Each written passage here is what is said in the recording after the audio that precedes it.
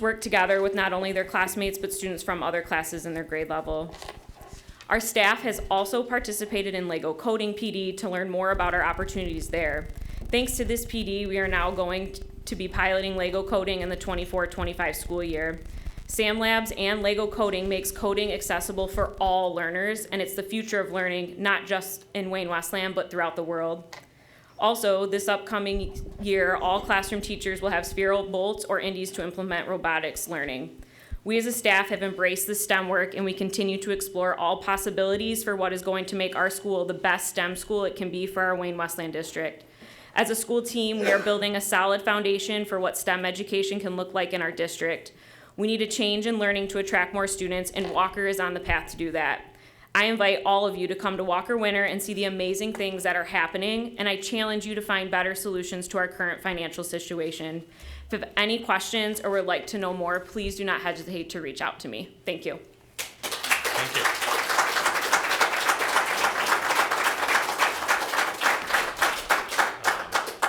Next person is Anthony Hinojosa.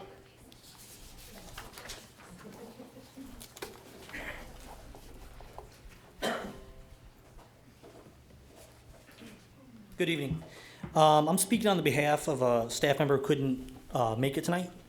But my name is Anthony Hinojosa. I'm at Walker. I'm a 4th and 5th grade teacher. It's my pleasure to speak on behalf of one of my colleagues. And she states that I've been a teacher at Walker Winter Elementary School for 27 years. If you haven't had the pleasure of being there, you are missing a very special experience. The students, staff, and families have a very special bond that goes beyond a school year. We have students and their families returning to events well after they are out of our school to continue to share their lives with us.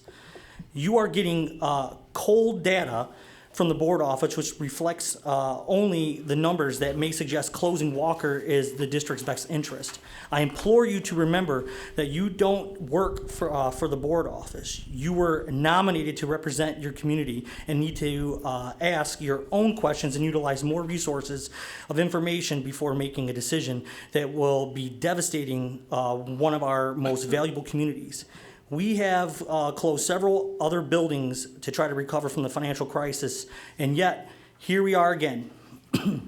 Most of those buildings are still for sale, and we are looking once again to make the community take a hit for something that wasn't their fault. The lot on the west side of Walker has been for sale for 10 years, and the lot to the east side contains land that is protected.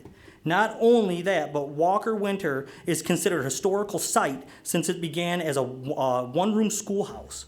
Walker sits on Michigan Avenue right off of 275 exit and is a daily billboard representing our district. Is another vacant building the image we want to advertise? Or do we want to continue with the plan that has been in place for several years to make Walker Winter a STEAM/magnet school and showplace for the district? The staff has been going above and beyond, and through 2 years of additional training, our teaching practices have been altered, and we have met to plan extraordinary learning experiences to make our school represent what should be the future of Wayne Westland.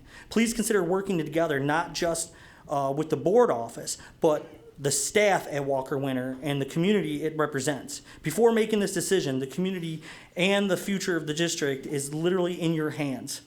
Forming committees to look at alternatives to help our district be more efficient should be the process, not just a decision based on the slideshow with the sole purpose of persuading you to close us for another temporary fix. Thank you for your time. Thank you.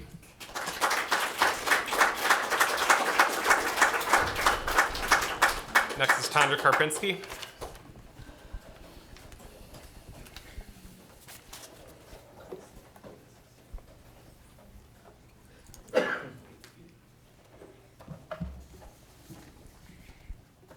Good evening. First, I would just like to clarify some of the items that came up tonight in regards to what was discussed on the agenda items. First, I'm going to quickly go to the WWEA contract under Article 24, since there were questions about the adoption of curriculum and how that occurs.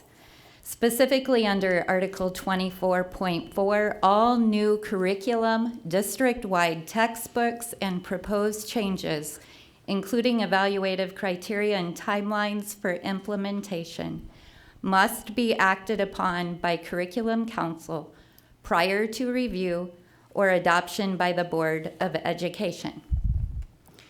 It further states, any project that significantly alters or modifies the current curriculum and involves at least 4 teachers will be presented to the Curriculum Council or follow the contract deviation process.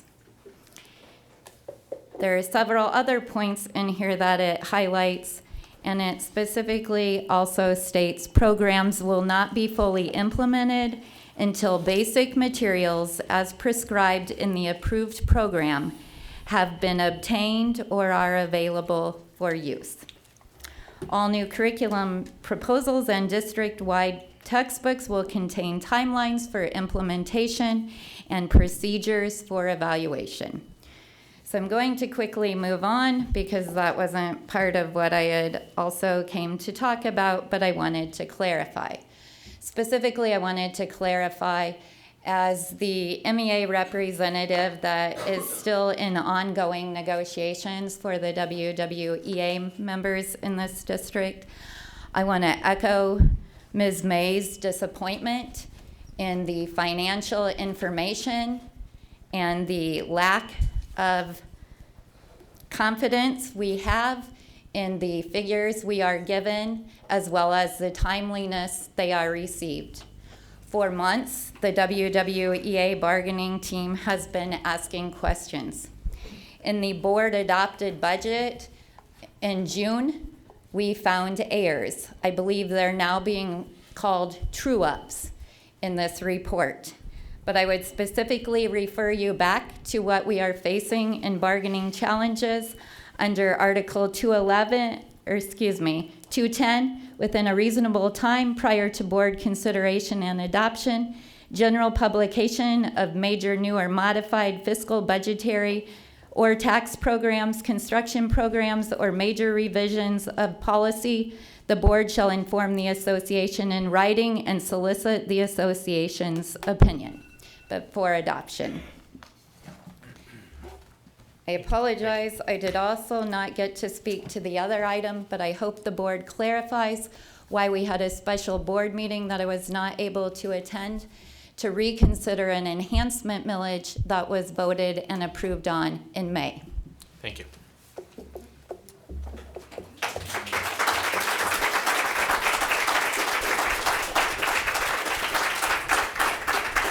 Next, we have Ann Heineke.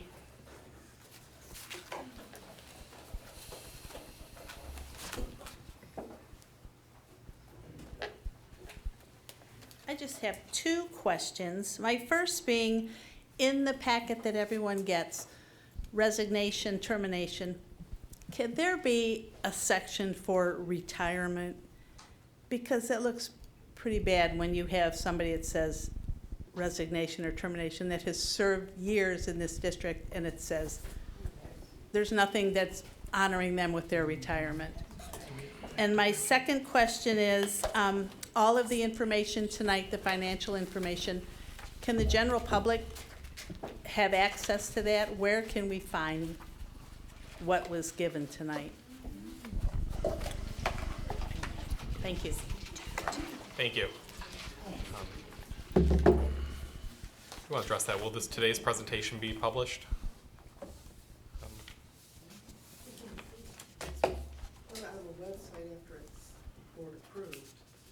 Yeah, I meant the presentation itself, though.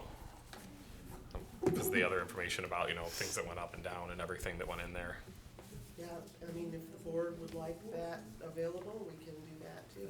Okay. I think as they're recorded too, it would show it. Yeah, and then on the recording as well, that's right, it Yeah, is. it If you do go to the recording, you can see it on there, but it's a little hard to read on there. Yeah, Yeah, it ends up being good like point. really, really tiny.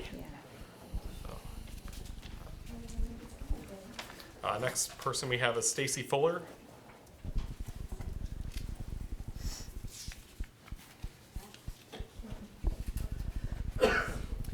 Hi, my name is Stacy Fuller. I am a parent in the district. My 2 oldest daughters have graduated from Wayne Memorial. My son is entering his freshman year. We are a Walker family, and I will come back to that. I was not planning on speaking tonight. One, I want to echo the concerns about the public having access to this information that was presented. It's very hard to follow. It's very confusing for you with the numbers in front of you, impossible for us in the audience. We can't see anything on the screens other than lines. So having that available would be immensely helpful to all of us, even if it's a QR code online, because there aren't enough packets. The next thing I want to present, and part of this could be the confusion. I've been an accountant for 20 years. Or 25 years. Governmental accounting is the most difficult accounting out there. They save it until your final year of school for a bachelor's degree to be able to do it. I understand that completely. However, one thing I want to bring to your attention, I believe in the payback for the Canton money, it appears that we are adjusting our fund balance for that money, and it also appears we're recognizing it as revenue, so we're counting it twice. Like I said, this could potentially not even be the same numbers, as it's really confusing for us as an audience. But I want you to double check that, especially since you're looking over numbers anyways. My third thing to speak about is Walker Winter. My 2 daughters only spent a year there, but when my son arrived in first grade as part of the TAG program, Walker became a huge part of our lives. When he was in second grade, I became part of the PTO, one of the board members, and spent most of my time, to the detriment of my personal business, at the school and becoming part of that community. And the family and community there is beyond measure. It is one of our most special buildings in the district. The district made a decision to cut the TAG program and replace it with a STEM school, STEAM school. We have lost countless families due to cutting the TAG program. And now you're talking about cutting the STEM building, which was the replacement for that. And how many other families are we going to lose or not attract to our district? And how many dollars are walking away with them? Thank you. Thank you.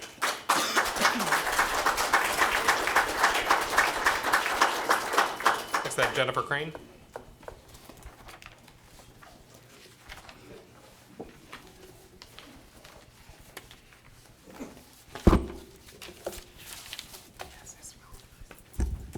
Hi, I'm Jennifer Crane. I am a English teacher at Wayne Memorial High School.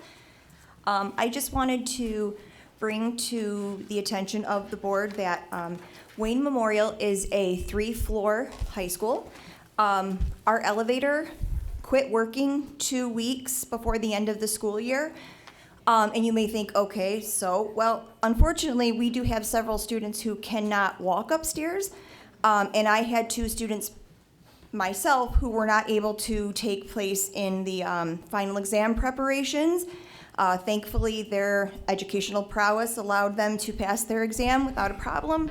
But that was end of May, and in 7 days, we have those students right back at school again who aren't going to be able to get to their 2nd and 3rd floor classrooms. That, in my opinion, is absolutely unacceptable. On top of the fact that our poor custodians have faced an entire summer of moving a building around without elevator assistance. And I know that those garbage bags get very, very heavy and they are lugging them up and down stairs. And so in order to keep our staff and our students healthy and able to take advantage of the process of learning and taking care of the building, I would like to see some urgency in getting that fixed. Especially at the start of the year, it is so important, those first days of school, building those relationships. I want all of my students who show up to school that day in my classroom on the 3rd floor. So I just wanted to make that known. We need to do our best to get them to class, especially for some of our staff members. For the first time, I find myself in a situation where I have a need that is in a lot of pain, and I'm in rehab right now with my knee. And so is it something that I'm worried about? For the first time, I feel what my students feel like, yeah, that really sucks. So I would really like to get that fixed. Just bringing that to your attention. I know our administrators have too, but maybe we could put some urgency on it since we're 7 days away. Thank you. Thank you.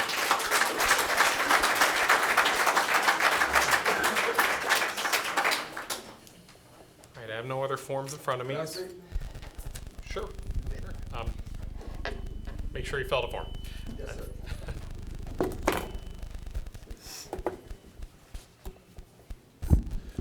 Good evening to the board and to everyone here in the community. I'm standing on behalf of WCOA as president of WCOA. I know we had talked about the layoffs that have taken place for administration, and I read that within the packet. And so I'm one of the folks who have gotten laid off, as well as some of our members. But I just wanted to read within our contract, Article 512, which reads, should it become necessary to reduce the number of positions in the association, the district will inform the association of the reasons for the reductions.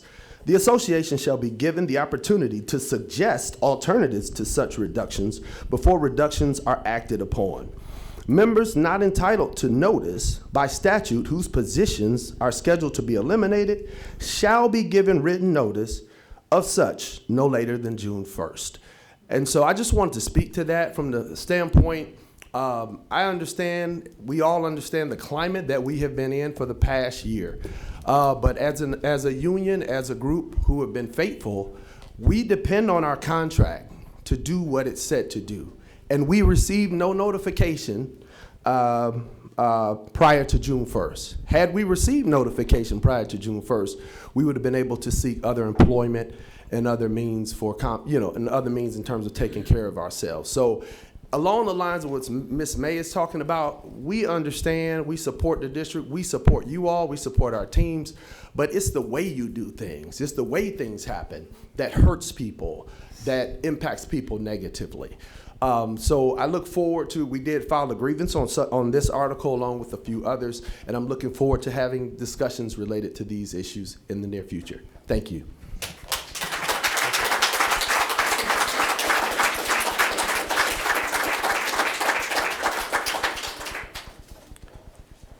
Seeing no other comments, next item on the agenda is 152.25, Acting Superintendent's Report Comments. Ms. Curry. Yeah, thank you. First, congratulations to Dr. Weaver on your accomplishment. I also want to express my gratitude to our community and staff for their valuable feedback. We have listened carefully to your input and continue to work through our plans. We do recognize that these decisions are difficult and affect both people and programs in various ways. With that, we are excited about the start of the new school year. Our teachers return back, I believe, on Thursday. New teacher orientation is tomorrow. So we are excited to see all of the staff, students, and families. Thank you. Thank you. And next item on the agenda is 153.25, Review and Recommendations, Board of Education. Ms. Abney Mitchell. Good afternoon, good evening, you know, yesterday in church, the word was the helper needs help. We need checks and balances. That's what we are falling. That's the main cause of most of the things that we go through in our finances, that it's not check and balances. So the helper does need help. So I just want to say a couple of things, you know, when I seen the layoff list, it was hurtful. I was upset about it. The board is losing our secretary. So one of the things I want to say is that, at our, just give me a minute, please. This is very emotional. At our, I believe November's meeting, Trustee Neal made a resolution for the board to share responsibility on the financial situation in the district. And the board agreed, we agreed to the resolution for our stipend that we get paid bi-weekly, every quarter. The little stipend that the board get we agreed to take a cut in it. And at that same very time, I looked at then the superintendent and asked his central office to take the same share of responsibility. And I suggested that they voluntarily take a pay cut, because they under contract, but they can volunteer.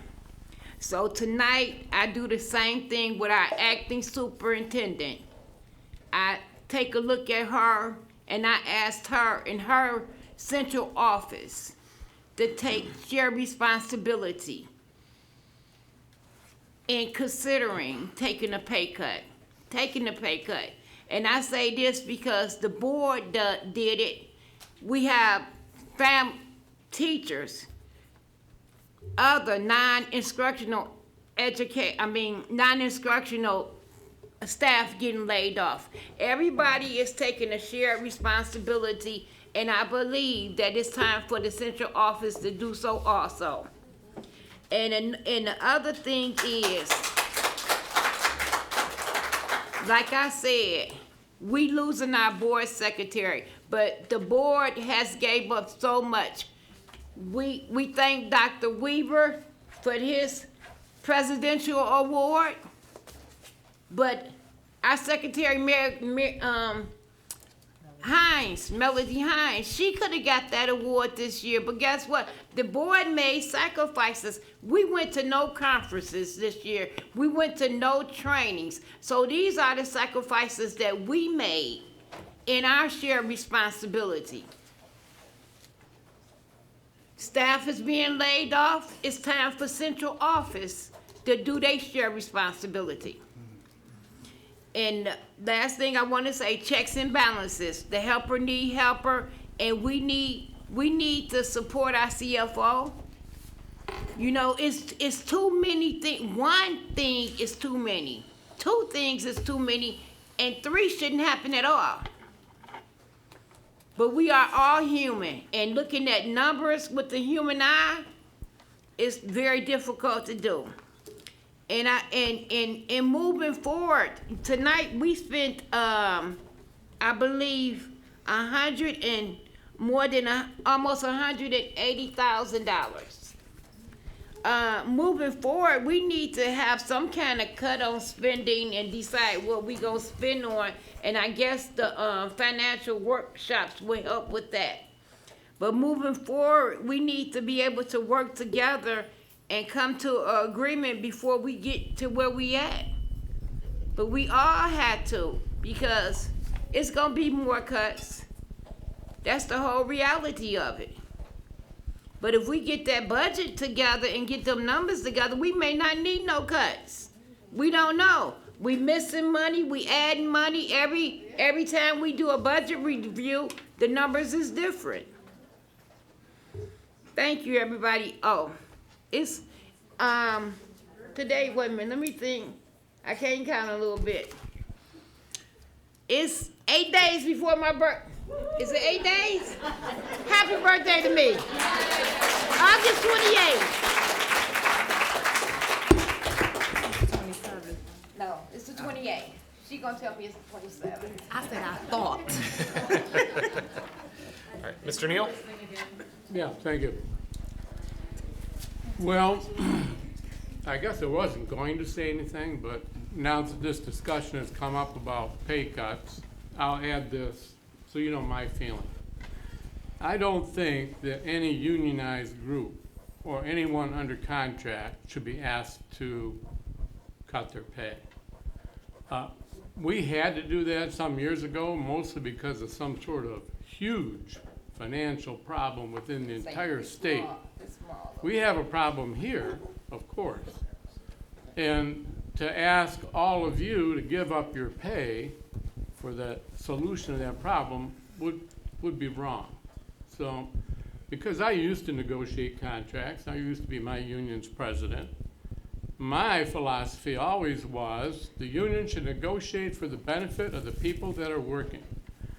It is true that sometimes the force has to be reduced. When I was in the fire department, we went way down to such a minimum that we could only run 2 out of 4 stations.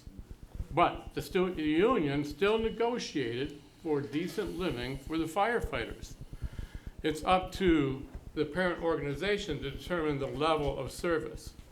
Now, there's a minimum amount of people that we have to do their job. But I say we don't ask anybody to take a pay cut. Now, did I introduce something to cut our pay? Yeah, because we had increased our pay by 83%. It seems sort of selfish, if you might say, for us to get an 83% increase while we're faced with this huge problem. So that should come back off the table. But that shouldn't reflect on any other contracted employee group that works for this district. Thank you. Ms. May? Thank you. So I'd like to start by saying congratulations to Dr. Weaver on the President's Award. And thank you to everyone who was in attendance tonight and for your comments. Thank you for that. I've expressed a few concerns this evening, and I'll just reiterate those, very similar to what Mrs. Abney Mitchell shared around the checks and balances. It just seems like we make a lot of, I won't say a lot, I'll say we make quite a few decisions that appear to be knee-jerk. We don't quite have all the information. We get halfway through and realize like, oh no, we shouldn't have did that. We should have did this. And every time there's a decision that needs to be made, we seem to be pressed for time. And I think it is imperative for us to slow down and make sure we have everything that we need before we start making decisions. So if that means a first, a second, a third, a fourth read, we need to give that space and time to be able to do so. We cannot just keep making decisions because we're up against a clock. We have to move differently. So those are my comments for this evening. Thank you. Mr. Cox? Thank you. President Gray, I'd like to notify you and also the chairman of the policy committee. I'm going to have to resign from the policy committee. I talked about this at the last meeting. My professional responsibilities are such that I just can't control when I can leave what I'm doing like I could before. At the last meeting, it was changed to 5 o'clock to accommodate me. I not only couldn't be there, I could even call him to tell him I wasn't going to be there because of what I was in the middle of. That's you can't have one person lifting for 2 people. That's not fair. So I'm just going to have to resign until my situation changes, and I'll notify you of that. And Fred, my apologies to you for that. Dr. Weaver mentioned a couple of meetings ago, and Ms. Abney Mitchell said something tonight about the finance office, and Ms. Campbell. Dr. Weaver said, do you have the people that you need for this? And she didn't say yes, and she didn't say no. What she said was we are doing what we need to do, and I continue to be concerned, and I know that we're trying to reduce the fat everywhere it exists, but after all, we're in this position because, in my opinion, finance needed more people than it had. We needed a CPA in finance to watch what was happening, and we didn't get it, and we got surprised. And now, I fear, I may be wrong about this, and Ms. Campbell, this is no reflection on you or members in your department, but like Dr. Weaver, I've been associated with the school district for a long time, and there was times many years ago that we had more people than we have now, and we had people who had 20, 25 years experience in school financing, and it was said earlier tonight that this is an area of specialization. You just don't become a CPA and know how to do this. You have to know how to do this. And what I'm frightened about is if we continue in this vein, which is essentially asking Ms. Campbell to be the all of everything and never make a mistake. Boy, that's just not fair. And I see it, this is my turn, and I see it as something that we could be setting ourselves up down the road for exactly the same kind of thing. Would not necessarily be anybody's fault, but there would be a responsible party. So I want the board to consider, to think about that, think about finance, make sure that we always have a clear indicator if they need some help. Tonight, several people came up and they talked about Walker Winter, and what we were doing at Walker Winter. And it kind of dovetails in with the whole driver education experience. Now, 3 or 4 years ago, we were just dealing with COVID, and coming out of COVID, the question was, where are we going from here? And one of the conversations that I had, I was president at the time, I said, there are 300 to 3,200 students in the school district that don't go to the school district. If we capture just 10% of that number, we encourage just 10% of those families to give the Wayne Westland School District, which we all know is a great school district, another look, that we could bring them back, and the monies that they would bring would allow us to continue the process. Walker Winter was exactly what it was told earlier. We're going to put together something that people said, hey, right next to the Michigan Avenue exit, this is a great opportunity in this area, and we have to return to the school district. Driver's education. That was, you know, young people have great opportunities when they're mobile. But these days, a lot of young people, they're not dreaming about their driver's license when they're 16, like, you know, we did 40, 50 years ago. But it's very important for them to be mobile, to take advantage of opportunities.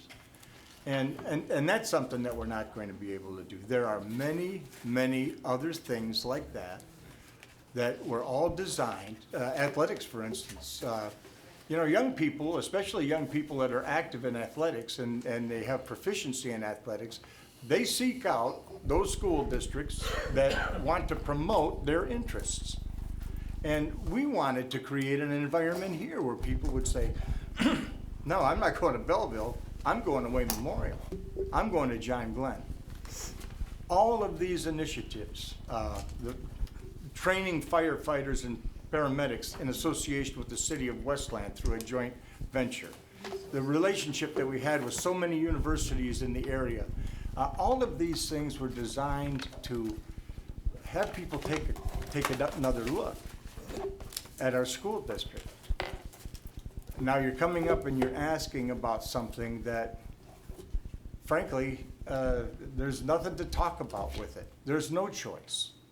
When you're in a situation like this, you make priorities, things that are absolutely cannot be left by the wayside, and that's already been done. It's already been said many times by members of the Board of Education. And as a consequence, there's going to be more of this to come. Very sorry for that. Wonderful to see you, Mr. Beebe. Always a pleasure. Thank you very much, Mr. President. Ms. Hines. Yes, I'd like to thank everybody for coming tonight. It was a tough meeting. I'd like to actually congratulate Dr. Weaver for his presidential award. Those classes are very, they're very helpful when it comes to making decisions, when it comes to budgets, policies. So, you know, I'm definitely glad that you've taken on that role. I like to just be on a positive note. They have these out here. I know school is starting in 7 days, and if any students need some help with school supplies, they can reach the Family Resource Center. Number is 734-419-2709, because this can be a difficult time for a lot of families, you know, trying to get school supplies, clothes. It can be quite stressful. So luckily we have a nice department that can help the students in that area.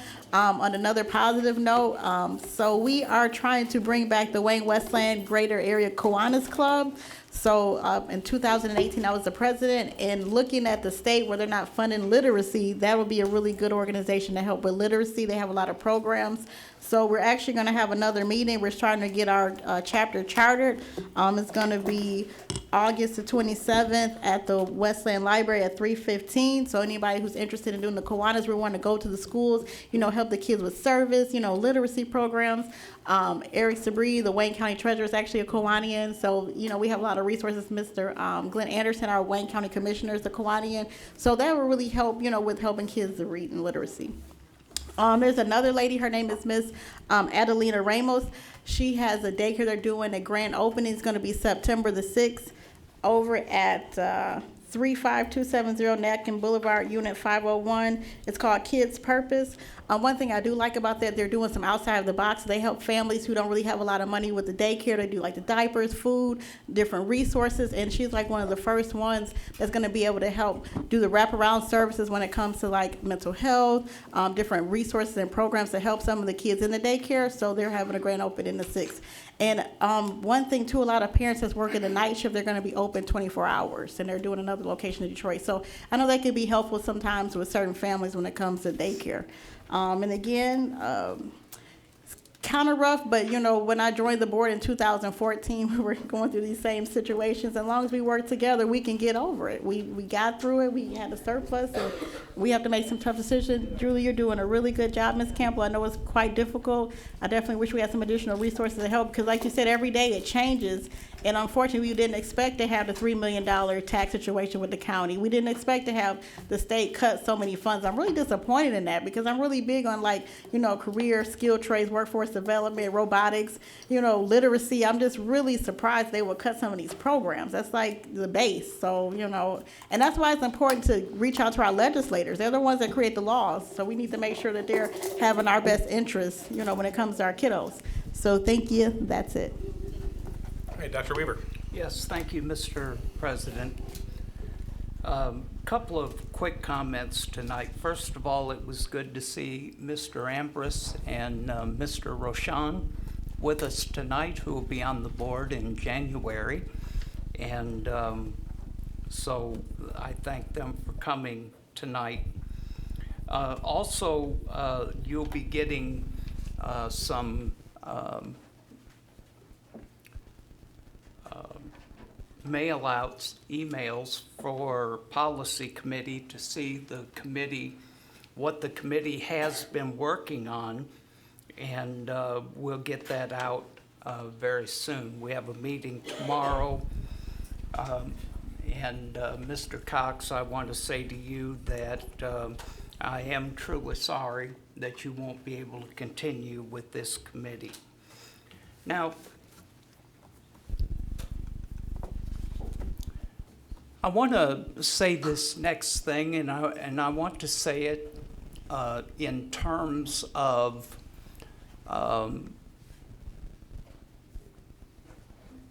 not correction, but just to get my thoughts across. There was a board member tonight that would or did say to you that we got an 83% increase. He's not wrong, but let me tell you the truth about it, okay?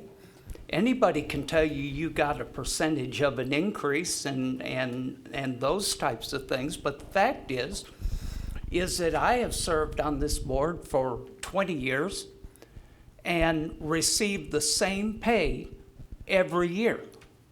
Not one raise in 20 years. Our pay was increased to $6,000 a year. Yeah, you know. Now the member would make you believe that we got some kind of huge raise when in fact this board costs our district way less than 0.1% for what we do. I will say to you, because it's not just me, it's other board members as well, when we have been meeting after meeting after meeting after meeting all summer, I find myself, Mrs. Curry, driving here when I haven't got a meeting because my car just gets in the grooves and ends up over here. But the fact is, I wanted you folks to know that though 83%, if I heard that tonight, I would think that we got some kind of huge raise and we're costing you a lot of money. That is simply not the truth. Thank you. Those are my comments tonight. Mr. President, can I have a point of clarification on those comments just a second, please? everybody gets their chance today. We've gone in the order.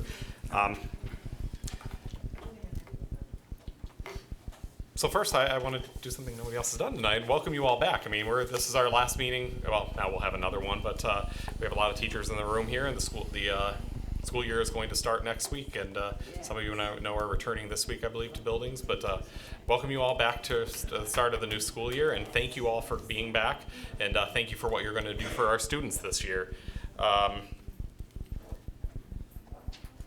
And I do want to congratulate Dr. Weaver on the award that he received tonight. I know I already said some words about that, but again, I do want to reiterate, the work you've done for this board does mean a lot to many of us here.